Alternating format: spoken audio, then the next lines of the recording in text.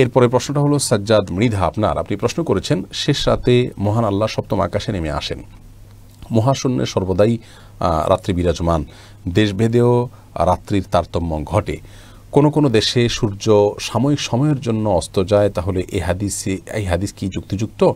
ভাই সাজ্জাদ মৃধা, এ বিষয়ে পূর্ণাঙ্গ একটি ভিডিও আমাদের আছে, আপনি সেটি দেখে নিলে ইনশাআল্লাহ আশা করি পরিষ্কার হয়ে যাবে আপনার কাছে। এখানে সংক্ষেপে বলে রাখছি যে আল্লাহ রাব্বুল আলামিন রাতের শেষ প্রহরে দুনিয়ার আকাশে নেমে আসেন। এই বিষয়টি যেই ভূখণ্ডে যখন ভোর রাত বা রাতের শেষ প্রহর, সেই ভূখণ্ডের মানুষের জন্য প্রযোজ্য। আল্লাহ রাব্বুল আলামিনকে আপনি আমার জায়গায় আপনার জায়গায় রেখে যদি আপনি কল্পনা করেন তাহলে এটি মেলাতে পারবেন না।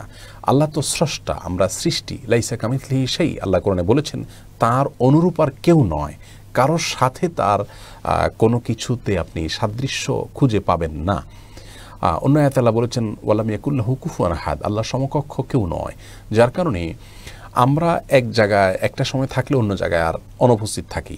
আল্লাহ রাব্বুল আলামিন কোথাও একই সঙ্গে তিনি কোথাও কোনো ব্যক্তির জন্য তিনি প্রথম আকাশে অবস্থান করছেন, কোনো ব্যক্তির জন্য তিনি তার আরশে আজিমে আছেন, এমনটি হতে পারে।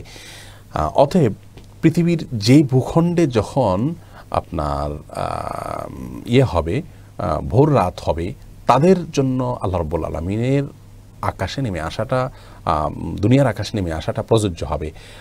একই সময়ে অন্য দেশে মানুষের জন্য যখন দিন হবে, তাদের জন্য এটি প্রযোজ্য হবে না। এখন আল্লাহ রাব্বুল আলামিন এক সত্তা, তিনি এক জায়গার জন্য মানুষের জন্য এক রকমের প্রযোজ্য হচ্ছেন, আর জায়গার মানুষের জন্য তার সে অবস্থাটা প্রযোজ্য হচ্ছে না। এটি বোঝার জন্য আল্লাহর একটা ক্ষুদ্র সৃষ্টি, মানে আল্লাহর তুলনায় ক্ষুদ্র, সেটি বলছি সূর্যের কথা যদি আপনি বলেন, সূর্য সে উদিত হচ্ছে, তো যখন সূর্য উদিত হয়ে আমাদের ধরুন বাংলাদেশে আলো দিচ্ছে, দিনের আলো আমরা সূর্যের মাধ্যমে পাচ্ছি, একই সময় কিন্তু সূর্যের এই অবস্থানের কারণে অন্য জায়গায় অন্ধকার হচ্ছে, রাত হচ্ছে। তো আল্লাহ সৃষ্টির জন্য যদি এটি প্রযোজ্য হয় যে একই সঙ্গে সে এক জায়গায় দিন হওয়ার কারণ হয়, আর এক জায়গায় রাত হওয়ার কারণ হয়, তাহলে আল্লাহ তাআলার জন্য এটি অসম্ভব কোনো কিছু নয়। এটি আমাদের সাথে বা আল্লাহ সৃষ্টির সাথে তুলনা করলে বা আমাদেরকে দিয়ে বিবেচনা করলে সেটি কোনোভাবে মেলানো সম্ভব হবে না।